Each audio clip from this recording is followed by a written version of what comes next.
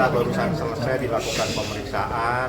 Pada intinya ada 58 pertanyaan dan semuanya sudah dijelaskan. Dari hasil pertanyaan-pertanyaan tadi, semuanya itu semakin terbuka persoalan itu. Artinya kapan terjadinya, menggunakan apa, semua sudah dijelaskan sama kita. Seperti itu. Ada 58 pertanyaan. Ya, bukti disampaikan karena ada beberapa rekaman-rekaman percakapan itu bagian dari pemeriksaan tadi, disampaikan semua. Jadi selain beberapa pertanyaan juga, Niki juga menyampaikan saksi-saksi yang mengetahui persoalan ini, tapi saksinya harus saya lindungi, saya tidak boleh sampaikan. Seperti itu. Ini udah nggak nih? Hah? Udah nggak? Alhamdulillah lega, udah selesai, akhirnya nggak ada BP lagi, udah selesai, tinggal nunggu dipanggil yang terlapornya. Udah pasti baju orang nggak nih? Ah? Udah pasti baju orang nggak? 1.000.000%. Tadi sempat kesulitan Ya, nggak? Kan Niki sempat kesulitan nggak tadi jawab pertanyaan?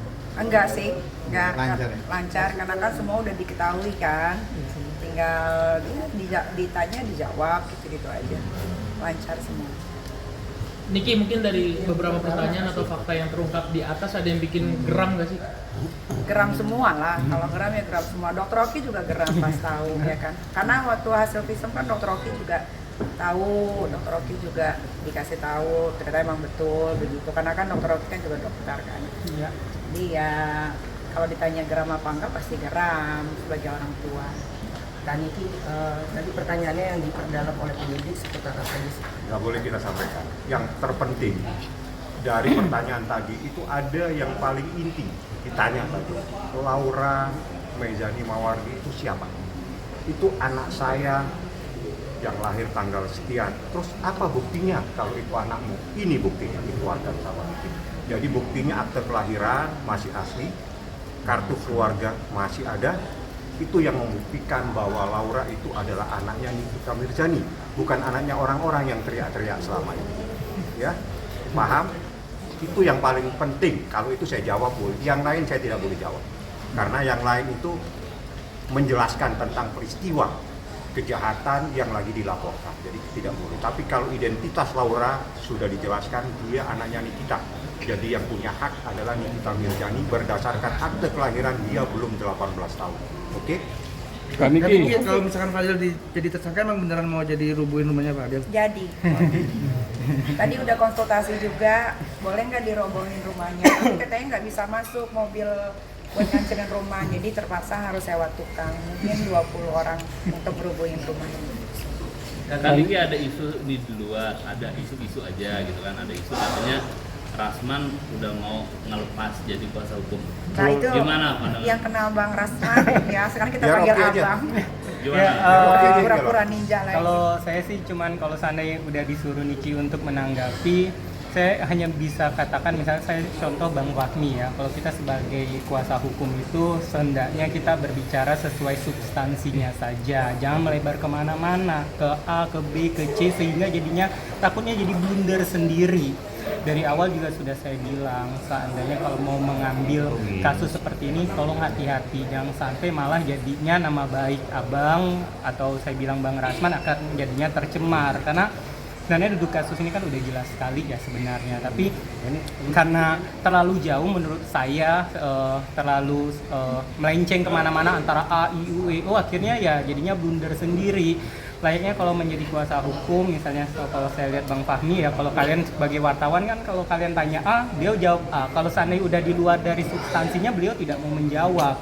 Maka dari itu pentingnya juga ya straight aja deh ke permasalahan ini. Kalau seandainya nanti beliau udah nggak mau lagi jadi kuasa hukum, karena pernah beliau bilang waktu konferensi pers waktu lagi di Zoom bareng dari awal dengan saya, dengan Niki, dia bilang kalau seandainya memang ditemukan untuk adanya kebohongan kliennya, dia akan mundur. Nah, saya mau lihat nih apakah mundur atau tidak ya. Tapi kayaknya udah telat ya, udah telat sih kayak gitu.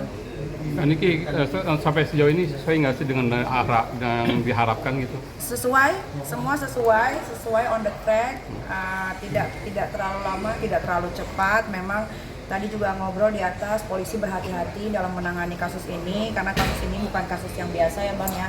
Ini kasus anak di bawah umur, jadi semuanya harus detail. Rumah sakit, orang-orang yang membantu, segala macam itu harus ditanya. Dan alhamdulillah semuanya sudah rampung, tinggal saksi-saksi yang kemarin jadi saksi klarifikasi, sekarang di BAP ulang, itu aja. Kan ini kan salah satu kasus dari mungkin sekian banyak yang nggak speak up seperti itu kan.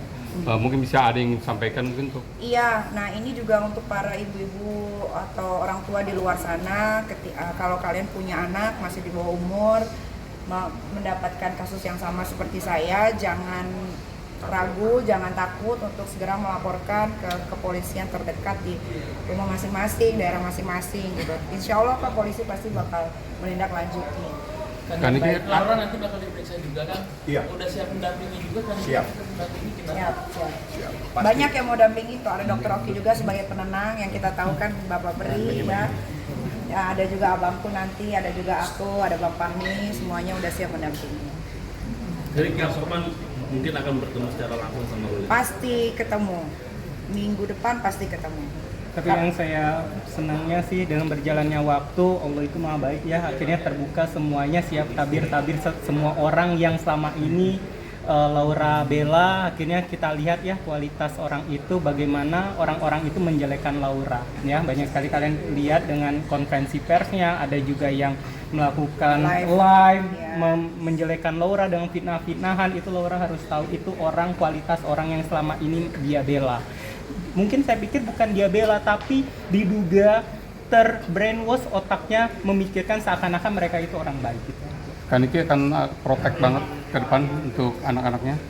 Oh iya, dari dulu juga udah protek, cuman kan kalau udah lepas dari genggaman kan ya bisa apa. Tapi kan sekarang yang penting sudah diperbaiki, sudah insya Allah juga dalam waktu dekat mungkin bisa digenggam lagi sama saya. Jadi ya doain aja semoga masalah ini cepat selesai gitu, supaya nggak berlarut-larut juga. Dan terbukti juga waktu Laura masih dalam tinggal sama Niki, bagaimana Niki benar-benar menjaga anaknya ini gitu aja. Dan saya tidak pernah menelantarkan anak ya, karena dari bayi sampai umur 16 tahun disekolahkan dengan baik. Ya mungkin ada miss-nya di 1 tahun ke belakang ini gitu, karena dia kan jauh sekali di UK. Kali ini soal komentar yang memilih bilang apa yang kemarin. Saya nggak pernah manusia kera, saya nggak mau mengomentarin marsupilami. Jadi kalau mau nanya seputaran manusia aja. Kan Niki masih bolehin Laura sekolah di luar Laura kota? sekolah, Laura pasti akan sekolah lagi. Sudah dipersiapkan semua sekolahnya, masih di luar negeri, tapi tidak saya kasih tahu di mana. Jadi masuk ke dokteran aja ya. Insya Allah. Biar kejadian dokter Oki lah. Apa menanggapi terkait komentar-komentar yang dari orang kayak mami aja gitu? Saya nggak kenal keluarga kera Eda itu, jadi saya tidak mau menanggapi, karena biar bagaimanapun bahwa permasalahan ini dimulai itu dari manusia kera itu.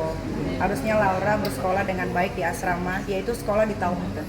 Taunton itu di UK adalah sekolah nomor 2 terbaik, dan itu bukan murah, sekolah itu mahal sekali. Hanya orang-orang yang berduit yang bisa masuk ke sekolah itu dan yang berotak pintar. Nah, gara-gara dia mendekati anak saya terus, Laura, akhirnya Laura jadinya terpancing, malah kabur dari asrama. Niki menyesal nggak sih 1 tahun belakangan itu agak miss dalam pengawasan terhadap LM?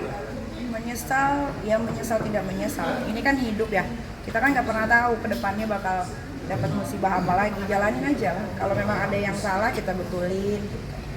Nanti bakal lebih protektif lagi nggak sih Kak biar LM nggak kenal orang-orang yang kalau toksik Laura lagi? Sampai tua pun akan saya protek kalau saya masih berumur panjang. Nanti ketika Laura bakal bersekolah lagi kan dari keluar negeri, ada pengawasan khusus atau seperti apa nggak sih Kak? Nggak ada. Kan karena sudah dewasa mungkin dia bisa belajar dari masalah yang sekarang. Siapa tahu banyak perubahan, amin ya kan. Ya karena dia anak satu-satunya perempuan dan Laura banyak sekali cita-citanya yang pengen dia capai. Dia itu anak super pintar. Laura itu IQ tertinggi di sekolahnya. Dan dia masuk Taunton itu bukan karena bayar. Di UK itu nggak ada sogok menyogok kayak di Indonesia. Jadi kalau kalian nggak pinter, kalian nggak bisa masuk. Walaupun punya uang bermiliar triliun pun sekalipun nggak bisa masuk situ. Jadi Laura anak yang pinter, anak yang pandai. Sayang sekali kalau dia tidak melanjutkan sekolahnya. Makanya dari sekarang ini aku, Dr. Oki, Bang Fahmi semuanya sibuk cari sekolah yang terbaik di luar negeri supaya tidak terkontaminasi dengan makhluk-makhluk astral di Indonesia. Tapi rencana itu udah diketahui Laura atau? Laura sudah tahu. Sekarang dia lagi belajar juga di Rumah Aman. Dia setiap hari baca buku. Dia juga saya kirimin video-video dari orang-orang yang dia bela, ternyata bicaranya seperti itu. Alhamdulillah sedikit demi sedikit ada perubahan yang baik. Laura boleh pacaran lagi nggak sih, Kak Niki? Boleh, asal jangan sama Kang Semir dan sejenisnya. Atau mau ada rencana jodohin gitu, ketemuin sama laki-laki yang baik? Pasti ketemu nanti. Tapi biar Laura sekolah dulu karena dia pasti rindu sama sekolah. Kapan rencana Laura pulang, Kak? Laura belum tahu pulangnya kapan, kan masih dalam proses. Ini masih dalam proses. Kaniki sebagai seorang ibu, pelajaran apa yang didapat dari peristiwa ini? Sebagai seorang ibu, apa pelajaran yang didapat? Ya banyak sekali ya. Walaupun kita melakukan yang terbaik, pasti ada kurangnya terus di mata anak. Mau memberikan yang terbaik, pasti anak ada yang nggak setuju. Tapi ya resiko menjadi orang tua, apalagi single parent. Ya nikmatin aja. Laura sendiri ada penyesalan? Menyesal pasti, harusnya kan dia bentar lagi kuliah nih. Dan Laura pasti kalau kuliah lulus dari tahun dia pasti bisa dapat kampus-kampus yang ternama di dunia. Itu udah dijamin pasti. Cuma gara-gara si Kang Semir ya kan dan keluarga Mas Tukilami akhirnya dia harus menunda pendidikannya, tapi tidak apa-apa. Ya tadi yang balik tadi saya yang tadi saya kasih tahu, Laura anak yang pinter, pasti dia bisa mengejar pelajaran-pelajaran yang tertinggal. Laura sendiri sudah menganggap hubungannya sudah selesai dengan N. Laura jadi benci sama si Fadel nggak sih? Dia sadar bahwa kenapa ya, kok gue mau sama begitu ya gitu, dah pokoknya kurang lebih. Niki, kamu sudah berbesar hati belum dengan kondisi Laura sekarang? Sudah harus, kita harus ikhlas dong, ya kan. Waktu kan tidak bisa diputar. Jadi yang sudah terjadi diikhlaskan. Sekarang lagi pengobatan juga supaya jasmani, rohaninya Laura juga sehat.